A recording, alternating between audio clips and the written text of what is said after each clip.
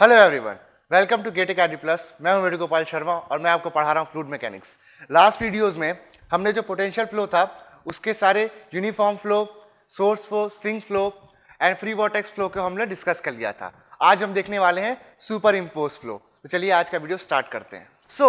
देखते हैं हम super impose flow. Super impose flow में हम जो नंबर ऑफ हमारे पास पोटेंशियल फ्लो है, जैसे कि हमने देखा था uniform flow, source flow, sink flow and vortex flow. हमने सारे जो फ्लोस थे उनके डिफरेंट कंडीशंस देखे थे और सभी फ्लोस के लिए हमने stream line that is stream function and potential function का हमने इक्वेशन डिराइव किया था। ठीक है, अब ये सारे इक्वेशन जो है मैंने उन सबको यहाँ पर लिस्ट कर लिया है ताकि जब हम लोग सुपर इम्पोज फ्लो पढ़ेंगे तो हम इनको रिफर कर सके। तो देखते हैं अब सुपर इम्पोज फ्लो क्या होता है। तो जो हमारे पास नंबर ऑफ पोटेंशियल फ्लोज हैं, जब उनको हम एक दूसरे के साथ मर्ज करते हैं, ठीक है, दो जो आपके फ्लोज हैं उनको हम जब कंबाइन करते हैं तो हमको जो रिजल्टेंट फ्लो मिलता है that is called a super impose flow. तो हम सुपर इम्पोज फ्लो बनाने के लिए जो हमारे पास चार फ्लोज अवेलेबल है उनमें किसी दो का कॉम्बिनेशन बना करके या दो से अधिक का कॉम्बिनेशन बना करके हम एक सुपर इम्पोज फ्लो स्टडी करते हैं।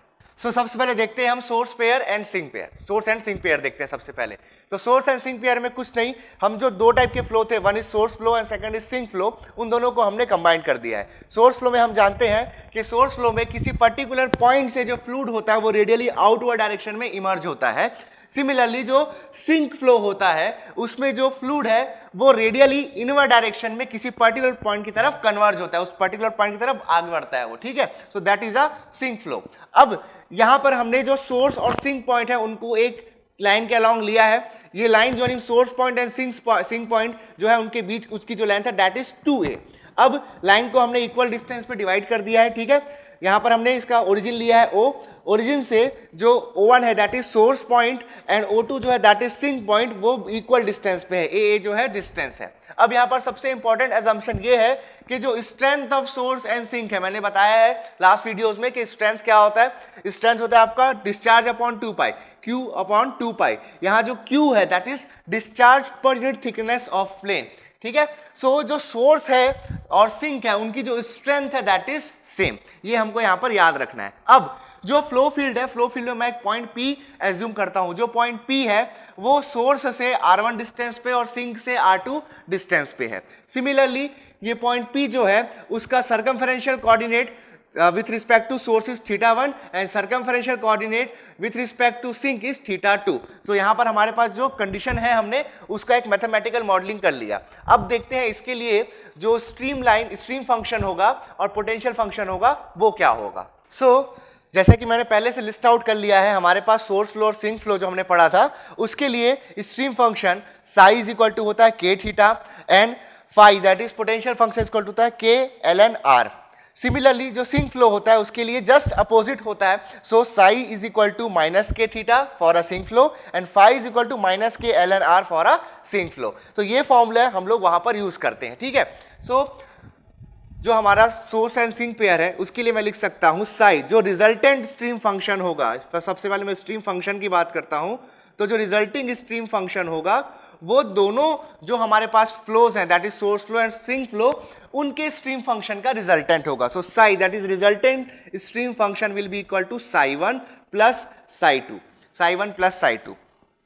यहां से मैं देख सकता हूं साई1 होता है आपका k theta 1। Okay, psi one will be k theta 1 plus psi two होता है आपका सिंक फ्लो के लिए minus, so minus k theta 2। So this becomes psi equal to k theta 1 minus k theta 2. So this is the equation for stream function for a source and sink pair. Similarly, मैं लिख सकता हूं potential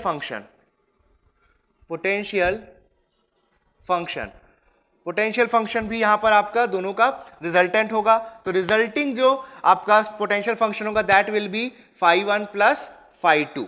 okay, phi1 source flow के लिए k ln r1। Okay, source flow के लिए जो source point है उससे इस पॉइंट का डिस्टेंस r1 है, सो k ln r1 plus minus k ln r2। ठीक है, सिंक फ्लो के रिस्पेक्ट में जो हमारे पास फॉर्मूला आएगा that is k ln r। सो ये सिंक फ्लो में सामने माइनस होता है, माइनस ये बताता है कि जो सोर्स फ्लो है उससे सिंक फ्लो का डायरेक्शन जस्ट अपोजिट है, ये मैंने पहले भी डिस्कस किया हुआ है। सो ये हो जाएगा k ln r1 minus k ln r2, so phi आ जाएगा k log m minus log m upon n, that is ln r1 by r2. So this is the equation of potential function. तो ऐसे points जिन पे phi की value constant होगी उनको बोलेंगे equi potential line, और ऐसी पॉइंट्स जिन पे साई की वैल्यू कांस्टेंट होगी उसको बोलेंगे स्ट्रीम लाइंस या फिर इक्वी स्ट्रीम फंक्शन लाइंस. तो चलिए ड्रॉ करते हैं हम सोर्स एंड सिंक पेयर के लिए stream lines and equipotential lines.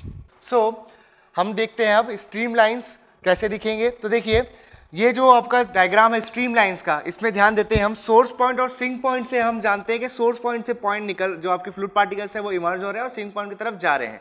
तो अगर किसी पर्टिकुलर इंस्टेंट पे मैं सारे जो फ्लूइड पार्टिकल्स प्रेजेंट्स हैं, ठीक है, उन फ्लूइड पार्टिकल्स पे मैं टेंजेंट ड्रॉ करूं तो मुझे उस टेंजेंट से पास होने वाली लाइन मिलेगी, that is called as stream line. ठीक है, जो हमने स्ट्रीम फंक्शन प्लॉट की, स्ट्रीम फंक्शन जो इसके लिए हमने निकाला था, उस स्ट्रीम फंक्शन की वैल्यू उस लाइन के अलोंग कांस्टेंट होगी. तो ऐसी हमको नंबर ऑफ लाइंस मिलेंगी. ये लाइन देखिए, ये बता रहा है कि जो फ्लूइड पार्टिकल है उसके जो डायरेक्शन ऑफ मोशन है that is from source to sink. किसी भी पॉइंट पे अगर हम यहाँ पर एक टेंजेंट ड्रॉ करते हैं तो उस पॉइंट पे ड्रॉ किया गया टेंजेंट हमको उस फ्लूइड पार्टिकल की वेलोसिटी का डायरेक्शन बताता है. ठीक है, सो यहाँ पर हमको याद रखना है कि for a source and sink player the stream lines are circular arc. ये सारे जो हैं जो आपको दिख रहे हैं ये सब सर्कुलर आर्क है, they are not parabolas. Okay, so the stream lines are circular arc passing through source and sink. सारे जो यहाँ पर आर्क काटे गए हैं ये दो पॉइंट के बीच होंगे, एक सोर्स पॉइंट होगा दूसरा सिंक पॉइंट होगा, और ये सोर्स और सिंक पॉइंट से पास होंगे. सो The streamline for a source sink pair is a circular arc. ये यहाँ पर आपको कंक्लूजन मिलता है. So अब देखते हैं हम equipotential curve.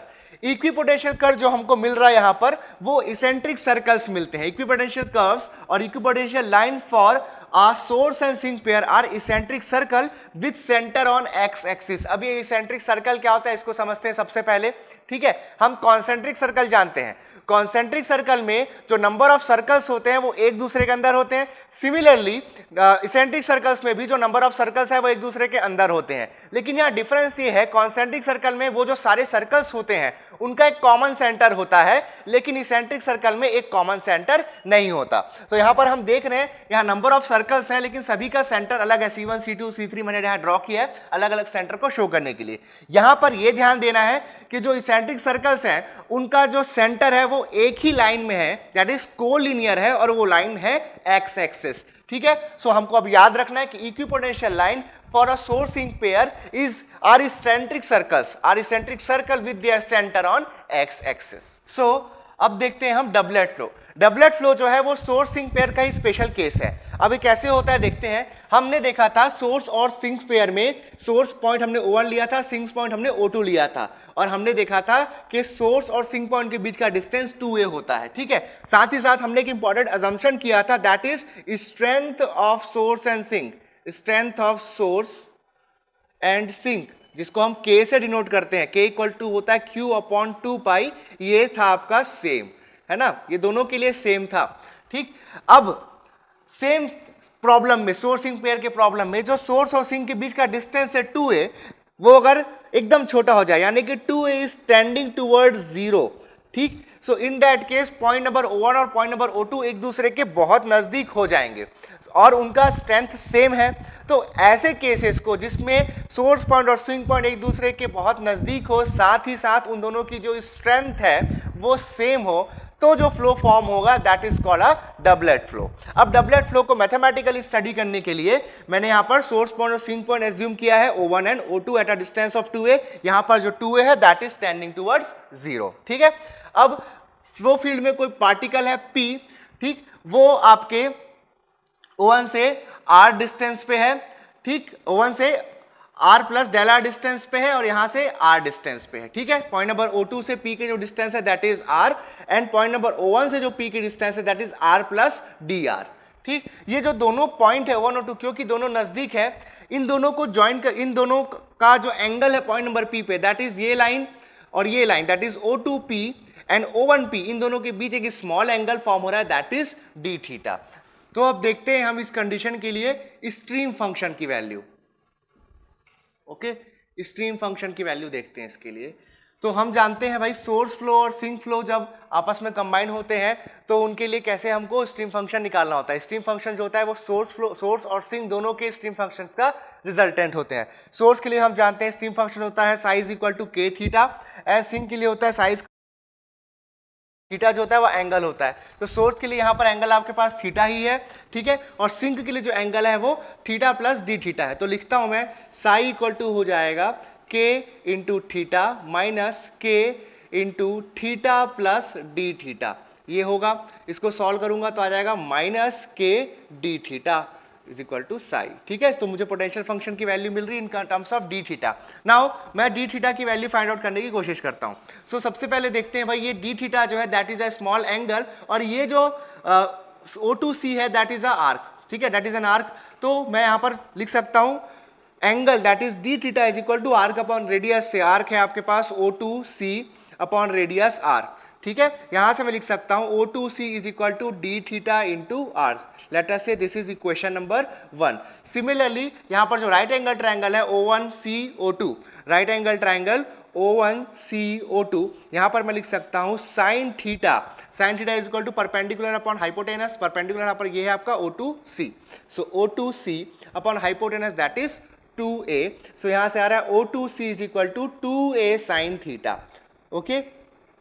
So this is equation number 2। So equation number 1 और इक्वेशन नंबर 2 को मैं इक्वेट कर देता हूं तो मुझे मिल जाएगा d theta into r is equal to 2a sine theta, ठीक है। यहां से मिल जाएगा मुझे d theta is equal to 2a sine theta divided by r. So this is the value of d theta. तो यहां से इस वैल्यू को मैं ऊपर वाले इक्वेशन में पुट कर देता हूं, साई की वैल्यू में पुट कर देता हूं तो आ जाएगा psi that is stream function is equal to minus K 2a sine theta divided by r.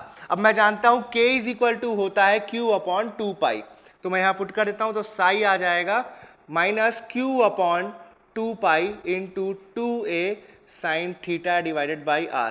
Cancel हुआ, यहां पर आपको मिल रहा है q into a sine theta divided by pi r. So this is the equation of stream function. This is our stream function for a doublet flow. So अब हम देखते हैं इसके लिए पोटेंशियल फंक्शन। तो जो पोटेंशियल फंक्शन होगा वो सोर्स के पोटेंशियल फंक्शन और सिंक के पोटेंशियल फंक्शन का रिजल्टेंट होगा। So resultant potential function phi will be equal to phi1 plus phi2, okay. अब सोर्स के लिए जानते हैं हम पोटेंशियल फंक्शन होगा आपका k ln r plus dr, okay.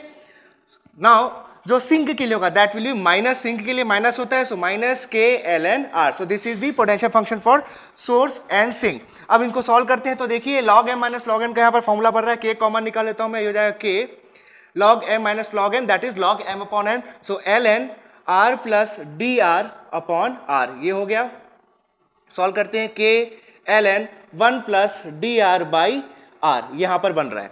अब यहां पर मैं देखता हूं ये जो टर्म है l n 1 plus d r by r, ये एक लॉगरिथमिक सीरीज है। जैसे हमने पढ़ा होगा कॉलेज में एल एन 1 प्लस एक्स, ये एक लॉगरिथमिक सीरीज होती है। इसका एक्सपांशन होता है आपका x minus x square by 2 plus x cube by 3 minus x raise to power 4 by 4 and so on. ये जो सीरीज होती है इसमें जो ऑड पावर वाले टर्म्स हैं वो पॉजिटिव होते हैं और जो इवन पावर वाले टर्म्स होते हैं वो निगेटिव होते हैं, ठीक है। सो यहां पर x की जगह हमारे पास है डी आर बाई आर, तो इसको मैं एक्सपांशन लिख सकता हूं। एक्सपांशन से आ जाएगा phi equal to K into d r by r minus d r by r whole square by 2 plus d r by r cube by 3 minus d r by r as to power 4 by 4 and so on, ठीक है। अब देखते हैं हम लोग जो D R है वो बहुत ही स्मॉल टर्म है और डी आर का स्क्वायर जो होगा और उसके जो हायर ऑर्डर्स होंगे वो बहुत ही नेग्लिजिबल होंगे। सो नेग्लेक्टिंग हायर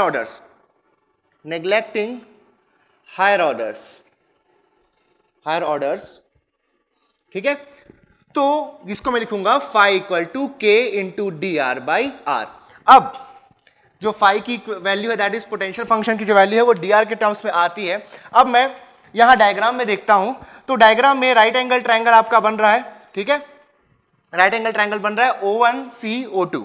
सो राइट एंगल ट्रायंगल O1CO2 में देख सकता हूं मैं, राइट एंगल ट्रायंगल O1CO2 में देख सकता हूं जो cos थीटा है, ओके।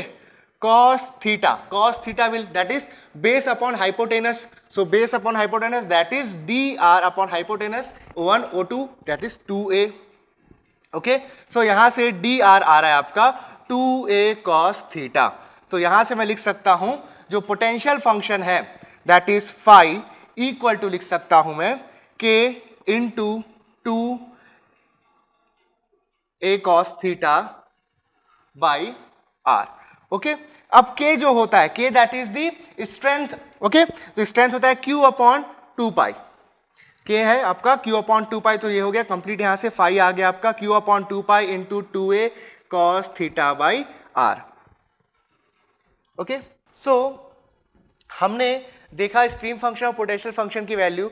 अब हम जानते हैं भाई कि जो डिस्टेंस है दोनों सोर्स और सिंक के बीच का दैट इज 2a, वो बहुत ही स्मॉल है. ठीक, अगर मैं 2a इंटू क्यू करूं that is the distance between source and sink into the discharge per unit thickness of the plane. ठीक, इसको मल्टीप्लाई करूंगा तो मुझे मिलेगा strength of doublet. Strength of doublet, ये जो टर्म होता है that is strength of doublet, और इसको हम शो करते हैं म्यू से. ठीक है, सो म्यू इक्वल टू आता है आपका 2a into Q. 2a into Q, ये बनता है आपका डबलेट स्ट्रेंथ. अब जब हम स्ट्रीम फंक्शन डिराइव कर रहे थे, स्ट्रीम फंक्शन हमारे पास जब हम डिराइव कर रहे थे तो हमको कोई एक लाइन मिली थी that is psi is equal to minus q upon 2 pi into 2a sine theta by r. इसको हमने सॉल्व किया था और लिखा था minus q a sine theta upon upon pi r. ये हमने निकाला था फाइनली स्ट्रीम फंक्शन का वैल्यू. सो इसके एक स्टेप पहले अगर हम जाते हैं तो हमको यहां पर मिल रहा है 2a इंटू क्यू. सो 2a इंटू क्यू अब हम देख चुके हैं कि ये होता है स्ट्रेंथ ऑफ डबलेट. ओके, ये याद रखना है, बहुत इंपॉर्टेंट टर्म है strength of doublet. So strength of doublet that is mu, उसके टर्म में अब स्ट्रीम फंक्शन को लिख सकते हैं psi is equal to minus mu sine theta upon 2 pi r. So this is the value of stream function. This is a stream function in terms of doublet strength. Okay. Similarly, हमने कुछ देर पहले जो हमारा potential function derive किया था, potential function आया था हमारे पास phi equal to q upon 2 pi into 2a cos theta upon r. यहां पर भी जो q इंटू 2a है that is nothing but the doublet strength. So potential function लिख सकता हूं मैं, potential function in terms of doublet strength, ये हो जाएगा phi equal to mu cos theta upon 2 pi r. So this is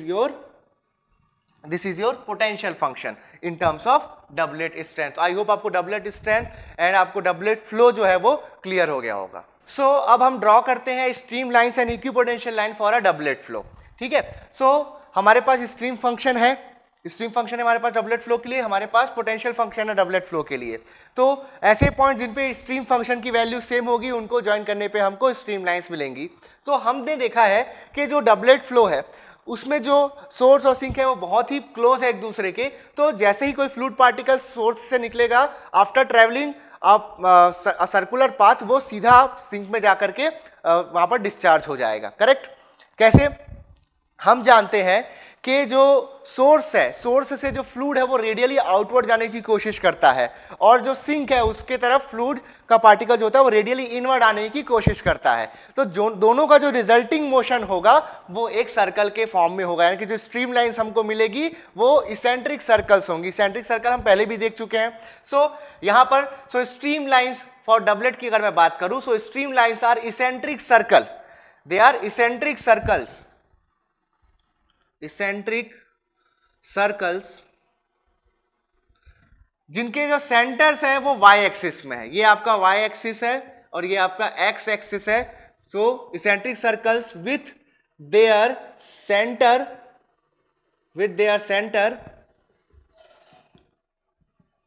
on y axis और जो सारे सर्कल्स बनेंगे यानी सारी जो स्ट्रीम लाइंस होंगी वो सारी स्ट्रीम लाइन एक्स एक्सिस के टेंजेंट होगी. So eccentric circle with their centre on x axis and tangent to x axis. ठीक है. सिमिलरली आप देखते हैं इक्विपोटेंशियल लाइन. इक्विपोटेंशियल लाइंस या इक्विपोटेंशियल कर्व वो कर्व होते हैं जिन पे फाई, जिनके सारे पॉइंट पे, जिस कर्व के सारे पॉइंट पे फाई की वैल्यू सेम होती है. सो इक्विपोटेंशियल कर्व जो है यहां पर वो भी कैसा मिल रहा है हमको, इसेंट्रिक सर्कल मिलेगा. इसेंट्रिक सर्कल्स मिलेंगे हमको. ठीक है. इसेंट्रिक सर्कल्स मिल रहे हैं. यहां पर जो इसेंट्रिक सर्कल्स हैं उनके सेंटर एक्स एक्सिस में है. So eccentric circle with their center on x axis. साथ ही साथ ये जो इसेंट्रिक सर्कल्स हैं, सारे सर्कल, सारी जो इक्विपोटेंशियल लाइंस हैं वो सारी इक्विपोटेंशियल लाइन y एक्सिस से टेंजेंट है ना. So eccentric circle with their centre on x axis and tangent to y axis. सारे जो सर्कल्स हैं वो y एक्सिस के टेंजेंट हो गए. जो फिनोमिना है दोनों का, स्ट्रीम लाइंस का और इक्विपोटेंशियल लाइन का, वो एक दूसरे के जस्ट अपोजिट है. यहां पर स्ट्रीम लाइंस में जो सेंटर मिल रहे हैं वो y एक्सिस पे मिल रहे हैं और जो स्ट्रीम लाइंस है वो x एक्सिस पे टेंजेंट है. उसका उल्टा इक्विपोटेंशियल लाइन के जो सेंटर है वो x एक्सिस पे मिल रहे हैं और जो इक्विपोटेंशियल लाइन है वो y डायरेक्शन के अलोंग टेंजेंट है. y डायरेक्शन उसके ऊपर टेंजेंट है. सो अब हम देखते हैं लास्ट, दैट इज uniform flow and a source. Uniform flow हम जानते हैं, यूनिफॉर्म फ्लो दो डायरेक्शन में हो सकता है, दैट इज uniform flow along y direction and uniform flow along x direction. ठीक है. तो यहां पर हम लोग uniform flow along y direction की बात कर रहे हैं. Uniform flow along y direction है और हमारे पास उसके कोलिनियर एक सोर्स पॉइंट है, दैट इज S. अब जानते हैं सोर्स पॉइंट से जो स्ट्रीम लाइंस होती हैं वो आउटवर्ड डायरेक्शन में रेडियली इमर्ज होती हैं. सो ये अगर मान लो यहाँ पर एक यूनिफॉर्म वेलोसिटी फील्ड नहीं होती तो ये रेडियली आउटवर्ड इमर्ज होते. अब यहाँ पर जो दूसरा पॉइंट है जहाँ से हमको यूनिफॉर्म वेलोसिटी मिल रही है, जब ये आपस में मिलेंगे तो एक पॉइंट आएगा जहाँ पर ये जो रेडियली आउटवर्ड कमिंग वेलोसिटी है और जो यहाँ पॉजिटिव डायरेक्शन में जो वेलोसिटी का कंपोनेंट है वो एक दूसरे को न्यूट्रलाइज कर देगा. तो हमको ऐसा एक पॉइंट मिलेगा जहाँ पर फ्लूइड पार्टिकल की वेलोसिटी 0 होगी and that velocity is called stagnation point. ठीक है. जब दोनों टाइप के फ्लो, दैट इज uniform flow and source flow को जब हम मर्ज करेंगे तो हम, जैसा मैंने डायग्राम बनाया उस तरीके का हमको एक फ्लो फील्ड, हमको स्ट्रीम लाइंस हमको मिलेंगी. ठीक है. इनके लिए, इस तरह के फ्लो के लिए, दैट इज uniform flow and source flow के लिए जो स्ट्रीम फंक्शन होता है that is psi is equal to ur sin theta plus q upon 2 into theta, जहां पर q जो है that is the discharge per unit thickness of the plane and phi, that is the potential function, is equal to ur cos theta plus 2 pi into ln r. So this is the stream function and potential function for a uniform flow and a source flow. So यहाँ पर जो हमारा ideal fluid flow का topic था वो खत्म होता है. नेक्स्ट वीडियो में हम स्टार्ट करेंगे विस्कस फ्लो और उसके जो प्रॉब्लम्स है वो हम डील करेंगे. आई होप आपको आज का वीडियो क्लियर हो गया होगा. आपको वीडियो के रिगार्डिंग जो भी डाउट है आज के टॉपिक पे वो नीचे आप कमेंट सेक्शन में डाल सकते हैं.